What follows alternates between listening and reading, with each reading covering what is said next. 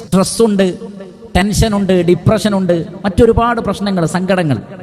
ചില ആളുകൾ തെറ്റായ മാർഗങ്ങളിലേക്ക്, ഷിർക്കിൻ്റെ, ബഹുദൈവാരാധനയുടെ കേന്ദ്രങ്ങളിലേക്കാണ് പോകുന്നത്. വേറെ പല ആളുകളും ചില വ്യായാമങ്ങളും എക്സസൈസുകളും ഒക്കെ ചെയ്താൽ തന്നെ അലട്ടുന്ന പ്രശ്നമില്ലാതെയാകും എന്ന് തെറ്റിദ്ധരിപ്പിച്ച് അതിലേക്ക് ആളുകൾ പോകുന്നു.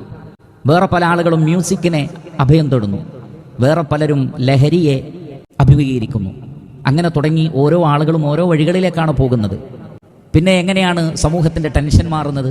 ഏറ്റവും വലിയ മരുന്ന് ഉപയോഗിക്കാത്തത് കൊണ്ടാണ്. ഏറ്റവും വലിയ മരുന്ന് എന്ന് പറഞ്ഞാൽ തൗഹീദാണ്.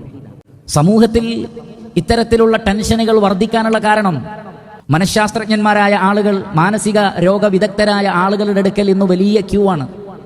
ആത്മീയ കേന്ദ്രങ്ങളിലും ക്യൂ ആണ്. എന്താണ്? പ്രശ്നങ്ങളാണ്, ടെൻഷനുകളാണ്. മാറാൻ എന്താണ് വഴി? പലതും പരിഹരിക്കപ്പെടുന്നില്ല.